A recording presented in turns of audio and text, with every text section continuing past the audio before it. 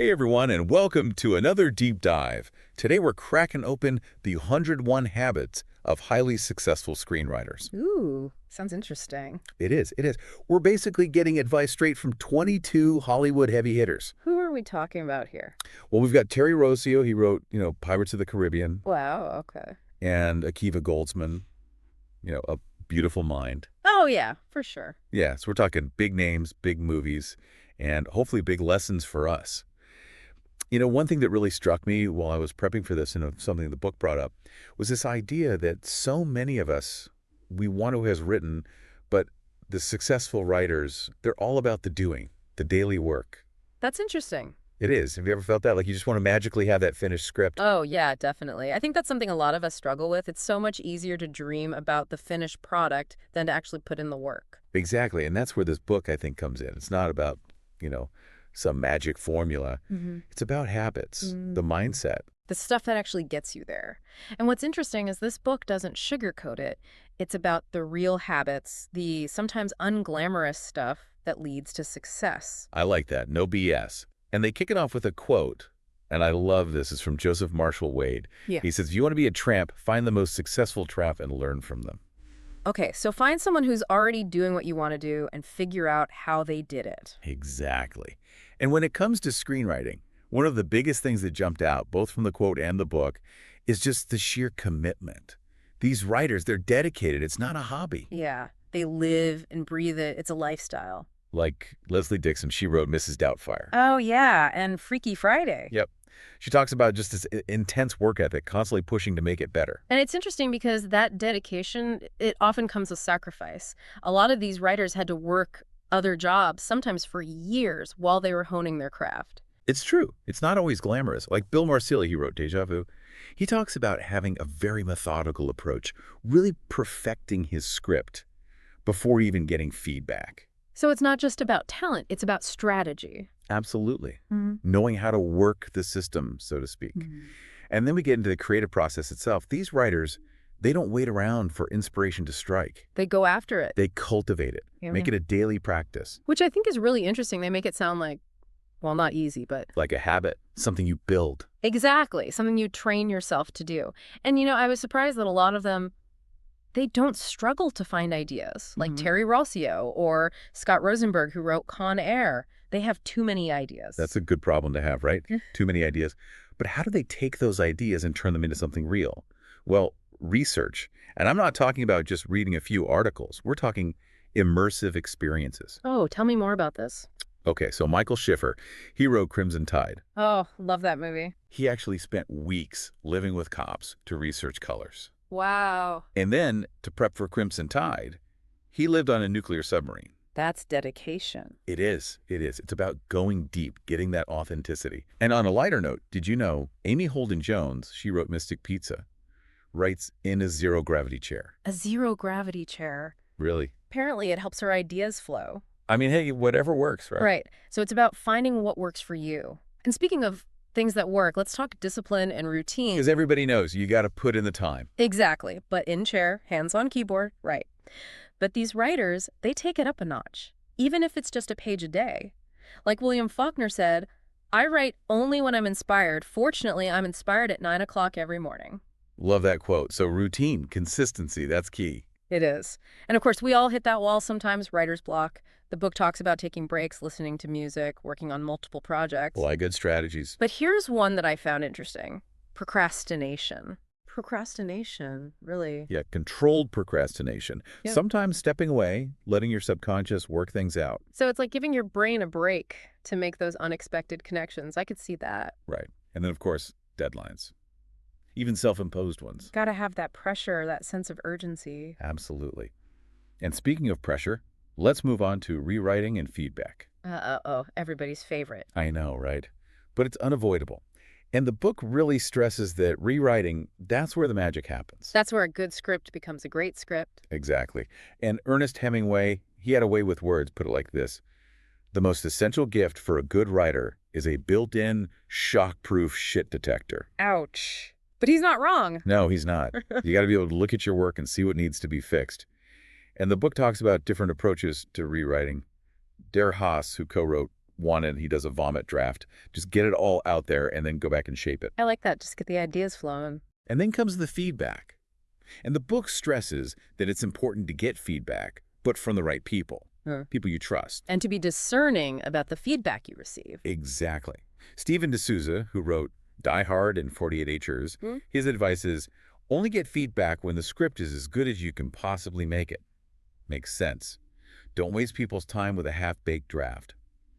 Now, let's talk about the big bad wolf, marketing and the Hollywood system. Yeah, the part everyone dreads. The book doesn't sugarcoat it.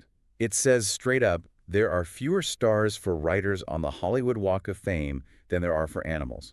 Wow. Right. It highlights how writers were essential but often overlooked. So how do you navigate that? Well, understanding the industry is key. Networking, building relationships. But at the end of the day, your writing has to speak for itself. Absolutely. Your script is your calling card. And even then, the book is honest about the odds. The success rate in Hollywood, it's tough. So what's the key takeaway for our listeners who are trying to break into this crazy industry? Screenwriting success, it's not just about talent. It's about building the right habits, having the right mindset, and understanding the business. And remembering that even with all the challenges, screenwriting, it should be something you enjoy. It should be a source of joy, a way to express your creativity and connect with audiences. All right, let's take a closer look at some of those specific habits, because this book is packed with insights and anecdotes. One that stood out to me is the idea of embracing solitude. Solitude. For a writer. Yeah, I know it sounds counterintuitive, but writing can be such a solitary pursuit. And the book really emphasizes that these successful writers, they've learned to be comfortable with that. Interesting. So it's about finding inspiration in those quiet moments when it's just you and the page. Exactly. And it's about shutting out the noise, the distractions, and just focusing on the work. Another key takeaway is the idea of committing to a career, not just a single screenplay. That makes a lot of sense. You can't just write one great script and expect to be set for life. Right. It's about building a body of work, constantly honing your craft, and developing a reputation. It's a long game. And along the way, you're going to face rejection. Oh yeah, rejection is part of the deal. But the key is to not let it get you down. Easier said than done. I know. But the book highlights this idea of developing a thick skin, learning to handle criticism without taking it personally. And remembering that feedback, even if it's harsh, can actually make your work better. Exactly. It's about separating your ego from your work. Another interesting piece of advice was to write terrible first drafts. Terrible first draft. Yeah. It's about giving yourself permission to just get the ideas down without worrying about perfection. I like that. Silencing the inner critic. Just write. And then, of course, you go back and rewrite, revise, and polish. But that first draft, it doesn't have to be perfect. The book also talks about being aware of your muse's favorite activities. Your muse's favorite activities. What does that even mean? It's about paying attention to what sparks your creativity, what gets your ideas flowing. For some people, it might be going for walks in nature. For others, it might be listening to music. The point is to identify those things that help you get into that creative zone. So it's about finding what works for you and then making time for it. Exactly. And here's a piece of advice that might be a little controversial. Don't work for free. I can see how that could be a tough one, especially for aspiring writers who are just starting out. Right. But the book's argument is that it's about valuing your time and your skills. Your worth. Exactly. When you work for free, you're setting a precedent that your work has no value. And that can be a slippery slope. So it's about being strategic and knowing when to say yes and when to say no. Another important piece of advice is to write no matter what. Easier said than done. I know, right?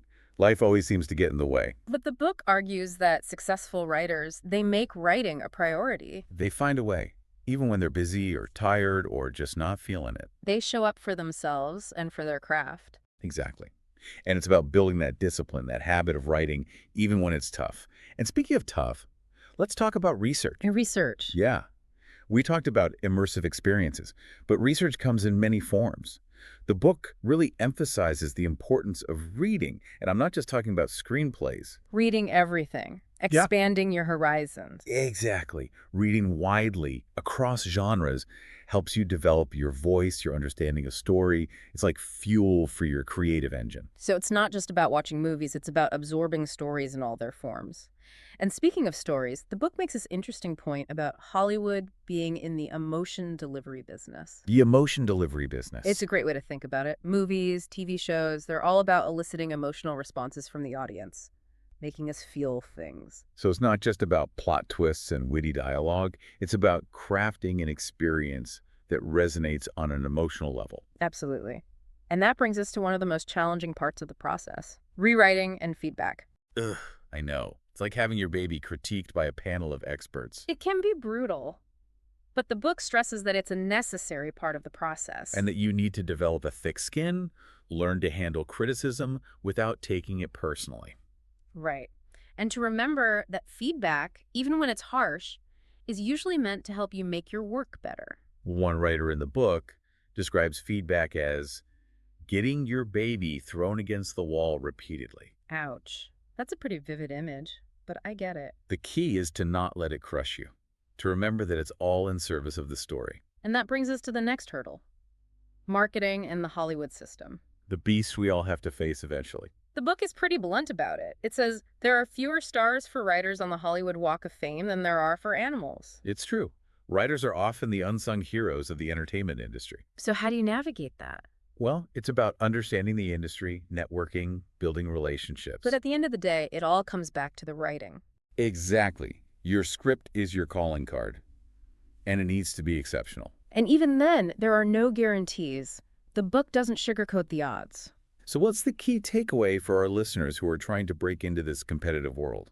Screenwriting success is about more than just talent. It's about developing the right habits, having a resilient mindset, and understanding the business. And remembering, even amidst the challenges, that screenwriting should be something you enjoy. It should be a source of joy, a way to express your creativity and connect with audiences. All right, so we're back, diving deeper into those habits. And one that really jumped out at me was the idea of committing to a career, not just a single script. Yeah, that's interesting, right? Like it's not a sprint, it's a marathon. It's a marathon, exactly. And I think that's something a lot of people don't realize when they're starting out. They think, oh, I just need to write one great script and I'm set. But it doesn't really work that way. It's about building that body of work, constantly learning, growing. And developing a thick skin. Because let's face it, you're going to face rejection. It's part of the process. Absolutely. And the book actually talks about that. It says, write terrible first drafts. Terrible first drafts. Yeah. It's about giving yourself permission to just get the words down. Don't worry about perfection. So silencing that inner critic, just letting the ideas flow. Exactly. Because that first draft, it doesn't have to be perfect. It just has to exist. And then you go back and you rewrite, revise, and polish. Right. But that initial step, it's about getting it out there. And that brings us to another point, knowing what sparks your creativity. The book talks about being aware of your muse's favorite activities. Interesting. So what are some of those activities? Well, it's different for everyone. For some people, it might be going for a walk in nature, listening to music, reading. The point is to identify those things that help you get into that creative zone. So it's about figuring out what works for you and making time for it. Exactly. And speaking of time, here's some advice that might ruffle a few feathers. Don't work for free. Ooh, that's a tough one, especially when you're starting out. I know, right? But the book argues that when you work for free, you're essentially saying that your work has no value. And it can be a slippery slope. Exactly. And then there's this simple but powerful advice. Write no matter what. Easier said than done. I know. Life always seems to get in the way. But the book stresses that successful writers, they make writing a priority. They find a way. Even when they're busy, even when they're tired, even when they're not feeling it. And that brings us to research. We talked about immersive experiences before, but research is essential in all its forms. The book talks about the importance of reading, not just screenplays, but anything and everything. So expanding your horizons, getting different perspectives. Exactly. Reading widely helps you develop your voice, your understanding of story. It's fuel for the creative engine. And speaking of stories, the book makes this interesting point about Hollywood being in the emotion delivery business. The emotion delivery business. Yeah, it's a great way to think about it. Movies, TV shows, they're all about eliciting an emotional response from the audience. So it's not just about plot twists and witty dialogue. It's about creating an experience that resonates with people on a deeper level. Absolutely. And that brings us to the, well, let's call it a necessary evil, rewriting and feedback. Yeah. The part we all dread. But the book really emphasizes that it's crucial. Rewriting is where a good script becomes a great script. It's where you refine your work, polish it, make it shine, and feedback, as painful as it can be, helps you see your work through fresh eyes. It can be hard to hear, I know, but it's about separating your ego from your work and remembering that it's all in service of the story. Exactly. And that brings us to the big bad wolf, marketing and the Hollywood system. The part everyone's terrified of. The book doesn't sugarcoat it. It says straight up, there are fewer stars for writers on the Hollywood Walk of Fame than there are for animals. Ouch. That's pretty harsh, but true. It is. It highlights how writers were essential, but often undervalued. So how do you navigate that system? Well, it's about understanding the industry, building relationships, networking. But ultimately, your work has to speak for itself. Exactly. Your script is your calling card. And even then, the book is honest about the odds. Success in Hollywood, it's tough. So what's the key takeaway for our listeners? Screenwriting success, it's not just about talent. It's about developing the right habits, having that resilient mindset, and understanding how the business works. And remembering, even amidst the challenges, that screenwriting should be something you enjoy. It should be fun. It should be a way to express yourself, to connect with audiences.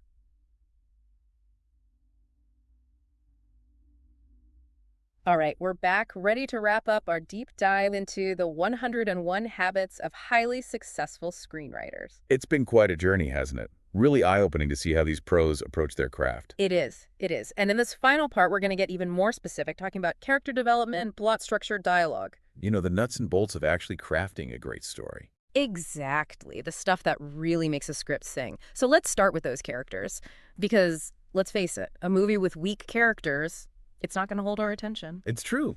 We need to care about these people. What happens to them? Exactly. And creating compelling characters, it's part art, part science. First and foremost, you got to understand human nature. So tap into those universal things, right? Yeah. Hopes, fears, dreams. Yeah, the things that connect us all. And then give those characters some flaws. Make them relatable. Because nobody's perfect. Right. Perfect characters are boring. We want to see characters who mess up, who struggle, who grow. And each one, they need a unique voice. So even if we're just reading the dialogue, we know who's talking. Exactly. It's like you can hear their personality in their words. So we've got characters. Now we need a plot. A good one. Right. And plot structure, it can be a little technical, but it's essential. It's like the skeleton, right? Mm-hmm. Holds everything together. Exactly. You need that strong beginning, something that hooks us. Like Jaws, Yeah. right? That opening scene, you're hooked immediately. Perfect example. And then that tension, it builds, keeps us on the edge of our seats. And we get to that climax, that satisfying payoff. It's all connected. It all matters. Right. It can't feel random. And then, of course, the resolution. We get some closure, some answers. Or maybe not. Some stories, they leave us with questions, make us think. Okay, so characters, plot. Now, the thing I always struggle with, dialogue. Yeah. How do you make it sound real, not clunky? It's tough. Honestly, one of the best things you can do is just listen. Listen to how people actually talk, the rhythms, the pauses. So pay attention to the real world. Exactly. And think about what's not being said. That subtext, it adds depth. Like in a fight, sometimes what they're really arguing about, it's not what they're saying. Exactly. So much is communicated beneath the surface. Okay, final piece of advice for our aspiring screenwriters out there. Well, we talked about a lot, but honestly, the thing that resonated with me the most, it's about staying true to yourself. Not trying to be the next Tarantino or whoever. Right. Find your own voice. Tell the stories you want to tell. Because that's what makes it unique. That's what connects with people. Absolutely. So to all those writers out there, keep writing, keep learning, keep honing your craft. And remember, this is a marathon, not a sprint. Enjoy the journey. And thanks for joining us for another deep dive. Until next